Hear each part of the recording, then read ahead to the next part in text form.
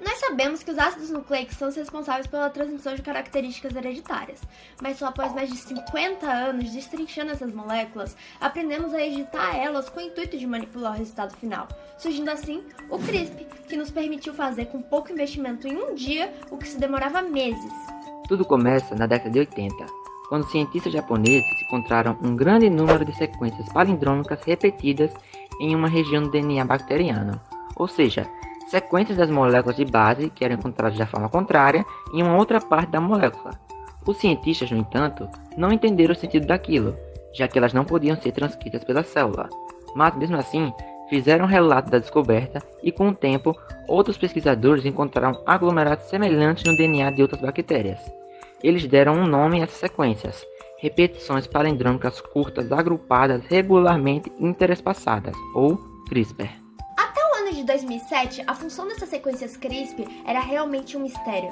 Foi então que cientistas de alimentos que estudavam a bactéria Streptococcus mostraram que esses aglomerados estranhos tinham uma função vital. Essa propriedade era, na verdade, uma parte do sistema imunológico das bactérias. Através dela, as bactérias poderiam reconhecer um vírus e o eliminar, já que, quando o vírus injetava fragmentos de ácido nucleico nelas, essas pegavam uma parte desse material e o ligavam próximo a um CRISPR, e esse material ficava guardado no DNA bacteriano como uma espécie de memória, e aí, quando ocorre uma nova infecção viral, as bactérias produzem enzimas de ataques especiais, conhecidas como Cas9, que carregam essas informações armazenadas do código genético viral, mais ou menos como se fosse uma foto de identificação.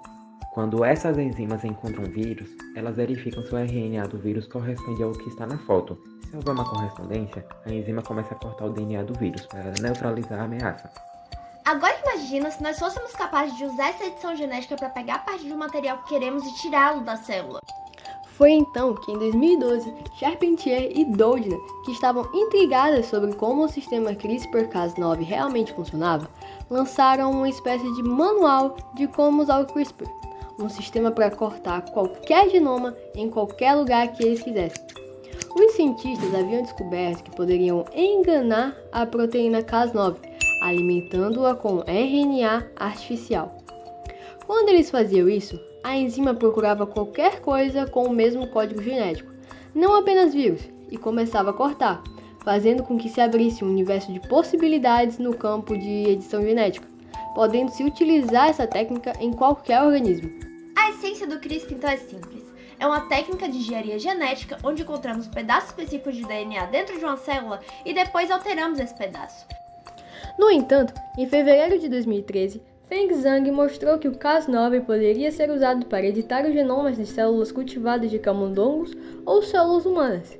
E na mesma edição, George Church mostrou como uma técnica CRISPR diferente poderia ser usada para editar células humanas, nos mostrando que o CRISPR é um sistema extremamente versátil, não podendo ser usado apenas para silenciar os genes cortando-os, mas também podem aproveitar as enzimas de reparo para substituir os genes desejados no buraco deixado pelas enzimas, ativando ou desativando os genes sem alterar sua sequência. Existem muitos sistemas CRISPR diferentes que funcionam de maneiras diferentes, todos dependentes de uma forma de nuclease para cortar o DNA ou RNA-alvo. Ainda assim, o mais famoso entre eles é o Cas9, já que ele pode ser facilmente programado para cortar quase qualquer DNA-alvo e que tornou esse tipo de modificações genéticas muito mais rápidas, fáceis e baratas do que qualquer tecnologia anterior. Você sabia que algumas pessoas já estão comendo comida alterada com CRISPRs? E esse também está sendo usado para editar plantas para serem mais nutritivas, para a criação de novos antibióticos e antivirais poderosos, novas ferramentas para parar doenças genéticas e de genes drives que podem alterar espécies inteiras.